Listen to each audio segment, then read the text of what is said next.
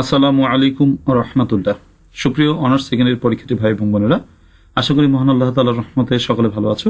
Welcome to Arif English care YouTube channel, যেখানে আজকে আমরা একটি আনসিন প্যাসেজের আনসার করবো ইনশাআল্লাহ তাআলা। তোমরা একটু মনোযোগ সহকারে দেখো এবং এগুলো প্রতিদিন একটা করে প্যাসেজ প্র্যাকটিস করলে আমাদের কনফিডেন্সটা বাড়বে এবং ভয়টা কমে যাবে। সো আজকে নতুন একটি প্যাসেজ আলোচনা করব, সেটা সাম্প্রতিক বিষয় নয়, তবে আসার মতো একটি প্যাসেজ। স্পিচ কমিউনিটি, অর্থাৎ যে ভাষা আমাদের যে বলা হয়, ভাষা অনেক রকমের ভাষা পৃথিবীতে বলে, তো কোন ভাষাটি মানে কোথায় বলা হয় এরকম একটা ব্যাপার রয়েছে। আমরা একটু পড়বো, আসো। আমি অর্থগুলো লিখবো মাঝখানে যেখানে প্রয়োজন হবে। স্পিচ কমিউনিটি, একটি ভাষা সম্প্রদায়, ইজ সিমিলার টু মানে হচ্ছে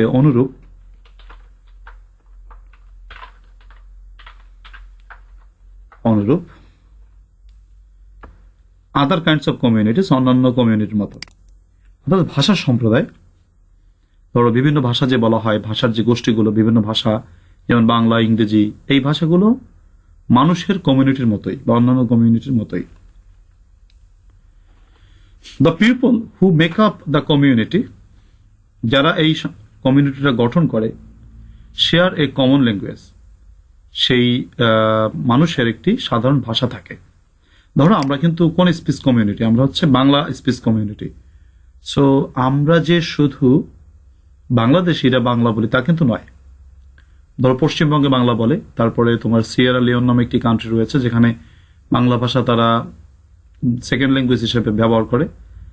সো এই যে আমরা বাংলা ভাষা যারা বলি, আমরা যারা কিন্তু ভাষাভাষী, একই ভাষাভাষী, তারা কিন্তু একটি স্পিচ কমিউনিটি। আবার যারা হিন্দি বলে তারাও একটি স্পিচ কমিউনিটি, এরকম। তো বলছে যে the people who make up the community, যে সকল মানুষগুলো এই কমিউনিটি তৈরি করে, শেয়ার এ কমন ল্যাঙ্গুয়েজ, তাদের একটি সাধারণ ভাষা থাকে। Often they live side by side, প্রায় দেখা যায় তারা পাশাপাশি বাস করে। As they do in a neighbourhood, যেমনটি তারা প্রতিবেশী অবস্থায় করে থাকে। আ ভিলেজ, একটি গ্রামে বাস করে, অর সিটি অথবা শহরে বাস করে।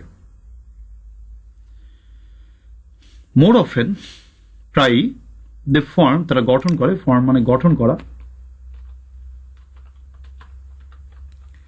আ হোল কান্ট্রি, পুরো দেশ। মেনি নেশনস, অনেক জাতি, আর কম্পোস্ট, গঠিত হয়। কম্পোস্ট মানে গঠিত হওয়া। আজকে একটু ব্যতিক্রম, মানে তোমাদেরকে প্যাসেজটা পড়াবো বটে, পড়ানোর পরে যেটা করব সেটা হচ্ছে আমি তোমাদেরকে প্রশ্নটা দেখাবো, প্রশ্ন দেখে তোমরা উত্তর করবা, নিজেরা উত্তর করবা, তারপরে আমি তোমাদের উত্তর বলে দেবো, ঠিক আছে? প্র্যাকটিসের মতো। Many nations are composed of a single major speech, অনেক জাতি রয়েছে যাদের একটি ভাষা রয়েছে, স্পিচ কমিউনিটি রয়েছে। For example Italy, Sweden and Japan. National boundaries, জাতীয় সীমানা, however, are not always the same as the boundaries of speech community.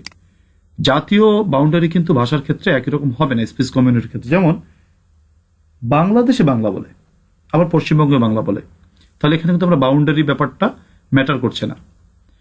Some Nations, কিছু জাতি রয়েছে, ফর এক্সাম্পল উদাহরণস্বরূপ যেমন Russia and India, are made up of many speech communities, তাতে অনেক ভাষা সম্প্রদায় রয়েছে, অর্থাৎ এই দুটি দেশে অনেক ভাষা রয়েছে। সাম স্পিচ কমিউনিটিস, কিছু ভাষা সম্প্রদায়, ফর এক্সাম্পল উদাহরণস্বরূপ যেমন অ্যারাবিক যারা ভাষাভাষী রয়েছেন, স্প্যানিশ ভাষাভাষী রয়েছেন, হ্যাঁ, বা ইংলিশ ভাষাভাষী রয়েছেন। এক্সটেন্ড অ্যাক্রস ন্যাশনাল বাউন্ডারিজ, তারা জাতীয় সীমানাকে অতিক্রম করে ফেলে।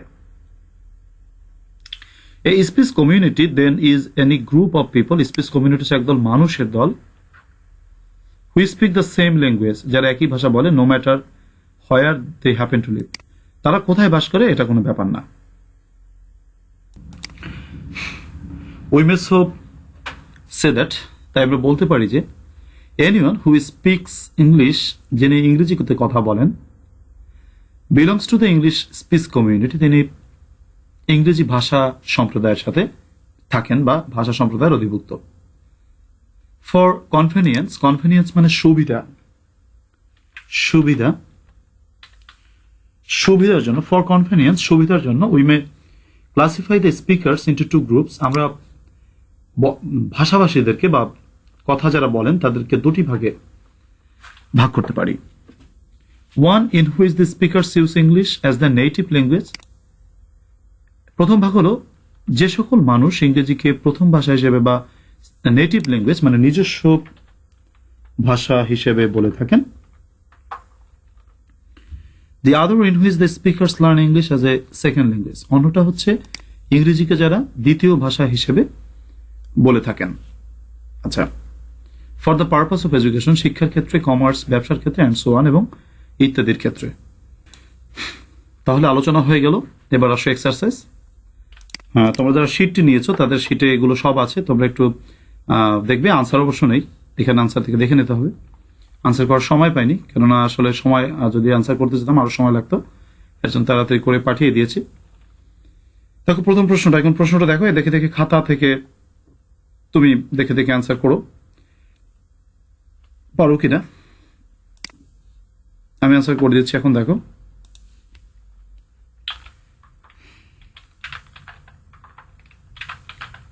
Answer to the question nong 1.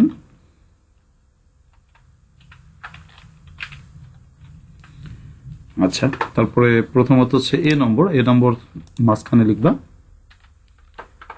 আচ্ছা, তাহলে আসো প্রথম প্রশ্নটি কি করেছিল। প্রথম প্রশ্নটি করেছিল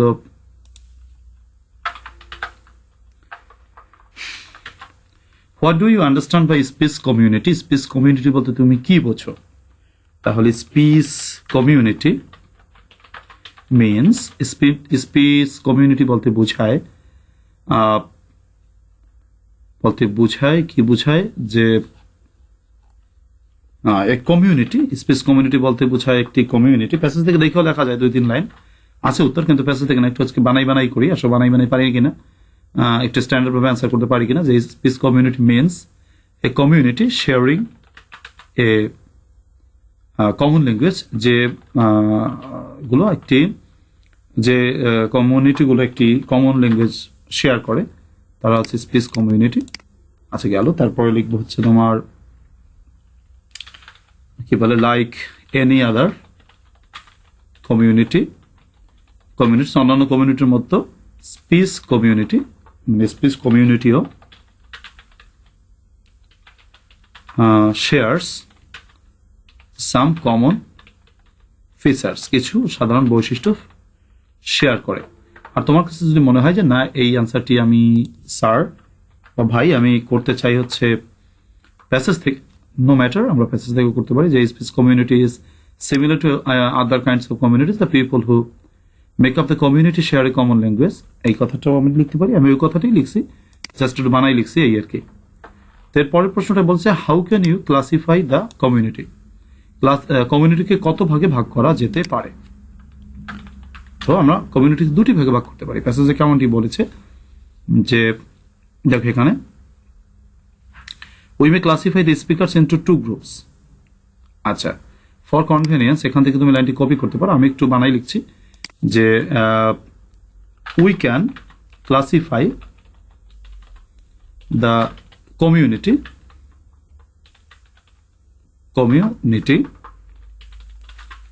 ইনটু 2 পার্টস। আমরা দুটি অংশে ভাগ করতে পারি। One is the native speakers, একটি হচ্ছে স্থানীয় ভাষাভাষী, and the speakers who speak as second language. এই কথাটা লিখতে পারি। আর যারা একটু বুঝতে অসুবিধা হচ্ছে, যেটা নিজে পারবো না, তাহলে তুমি প্যাসেজ থেকে দেখে লিখতে পারো। কোথা থেকে লেখা যেতে পারে সেটা লেখা যেতে পারে যে ফর কনভেনিয়েন্স, এখান থেকে লিখতে পারো। এই শেষ যে ভাগটা এখানে আলোচনা করা যায় সেখান থেকে প্রশ্নটি লিখে দিতে পারো। হয়ে গেল। তারপরে বি নম্বর প্রশ্ন কি বলছে, what is the main idea and what are the supporting ideas. তাহলে মেইন আইডিয়া সাপোর্টিং আইডিয়া কিভাবে লিখতে হয় আশা করি সকলে মনে আছে। এখানে মেইন আইডিয়াটা প্রথমে আমরা বিটা মাঝখানে লিখি, এরপর একটা বক্স করি। চলো বক্সটা, আচ্ছা বাম পাশেটা লিখবো হচ্ছে মেইন আইডিয়া, এটা লিখবো সাপোর্টিং আইডিয়া,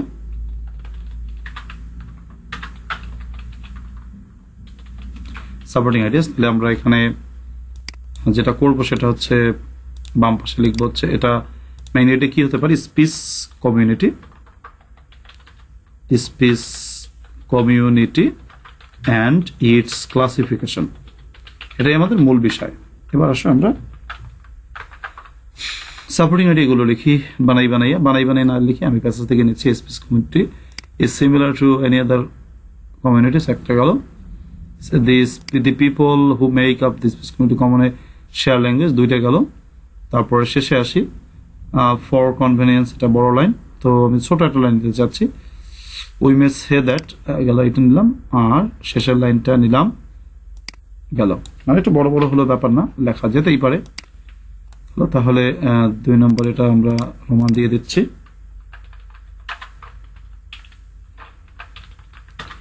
3, আর একটা হচ্ছে 4, এই 4টা হচ্ছে তোমার আমাদের সাপোর্টিং আইডিয়াস। আশা করি তোমরা সাপোর্টিং আইডিয়া বারবার পড়ো এবং সেটা বুঝতে পারছো। এরপর গেল তোমার write down the meaning of the following key words in English, ইংলিশতে ফলোয়িং ওয়ার্ডস গুলো অর্থ লেখো। তোমরা নিয়মিত ক্লাসগুলো করবে, যারা বিভিন্ন সময় দেখছো একটু মানে তোমরা ভিডিওগুলো সার্চ দিয়ে দেখো, অথবা কি করা যায় যে প্লে লিস্টে গিয়ে দেখো যারা পরে দেখছো।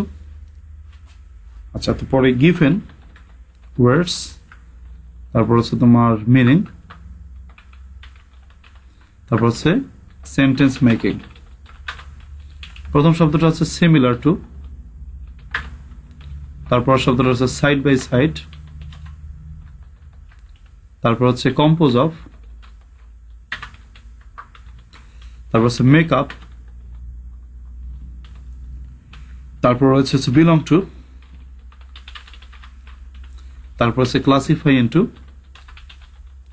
তা আসো আমরা বাক্য রচনা তৈরি করি। মিনিংটা আগে লেখা লাগবে, তো সাইড সিমিলার টু মানে অনুরূপ, রাইট? আমরা কি বলতে পারি যে অ্যালাইক। সিমিলার টু দিয়ে বাক্য রচনা করো, যেমন to be kind to animal is similar to be kind, similar to be kind to mankind. মানুষের প্রতি মানে দয়ালু হওয়াই, প্রাণীর প্রতি দয়ালু হচ্ছে মানুষের প্রতি দয়ালু হওয়া। এক্ষেত্রে রাসূলুল্লাহ সাল্লাল্লাহু আলাইহি ওয়াসাল্লাম একটি হাদিস বলেছেন, আমরা জানি, আল খলকু ইয়ালুল্লাহি ফাহাব্বুল খলকি ইলাল্লাহি মান আহসানা ইলা আলিহি। সকল সৃষ্টি আল্লাহ তাআলার আত্মীয় স্বজন, অতএব আহাব্বুল খলকি, যিনি আল্লাহর সৃষ্টিকে ভালোবাসেন, ইলাল্লাহি মান আহসানা ইলা আলিহি, আল্লাহ তাআলা তো তাকেই ভালোবাসেন। তো সেই হাদিসটা বললাম। এরপর সাইড বাই সাইড, পাশাপাশি, সাইড বাই সাইড, বিসাইড এটা বলা যেতে পারে, বিসাইড বলা যেতে পারে। সাইড বাই সাইড, বিসাইড কি বলা যায়? সাইড বাই সাইড মানে পাশাপাশি, তো পাশাপাশি কি বলা যেতে পারে? অ্যালং সাইড বললে কেমন হয়? অ্যালং সাইড বলা যায়। তার সঙ্গে আমরা সাইড বাই সাইড দিয়ে বাক্য রচনা করি যে দি টু বয়েস, দুটি ছেলে, স্টুড সাইড বাই সাইড, দুটি ছেলে সাইড বাই সাইড দাঁড়িয়েছিল। কম্পোজ অফ মানে গঠিত হওয়া, তার মানে ফর্ম গঠন করা। কি বলা যায় যে our team is composed of 11 members. আমাদের পরিবার 11 জন সদস্য নিয়ে গঠিত, মানে আমাদের টিমটি। তারপর কি আছে? মেকআপ, গঠন করা, কম্পোজ একই কথা, বিল্ড, লেটাস, মেকআপ।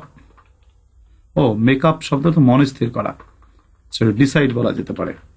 যেমন I have made up my minds to go on a picnic, আমি পিকনিকে যাওয়ার জন্য মন স্থির করেছি। আচ্ছা, মেকআপ। বিলং টু মানে অধিকারে থাকা, অর্থাৎ কি বলা যায়? অধিকারে থাকা। ট্রাইবিউটারি বলা যেতে পারে, বা আন্ডার বলা যেতে পারে। তো বিলং টু দিয়ে বাক্য রচনা করি যে this book belongs to me, এই বইটি আমাকে বিলং করে। হ্যাঁ, আচ্ছা, এরপর ক্লাসিফাই ইন্টু মানে শ্রেণী বিভক্ত করা, তাহলে আমরা বলতে পারি ডিভাইড ইন্টু, যেমন we can classify parts of speech in 8, sorry আমরা কি বলতে পারি, we can classify sentences in 5 parts, sentence কে আমরা 5টি ভাগে ভাগ করতে পারি। গেল, এরপর আসো কি বলছে, what is the keyword and what is the supporting, what is the keyword in the first sentence, how does it help you understand the meaning of this sentence. এটা সবাই জানো কিভাবে লিখতে হয়, write a summary of this passage কিভাবে লিখতে হয় আশা করি জানো, আর লেখা লাগবে না। তো এই হচ্ছে মোটামুটি আমাদের আজকের প্যাসেজ আলোচনা। তো সকলে ভালো থাকো, আল্লাহ তাআলা সকলকে ভালো রাখুক।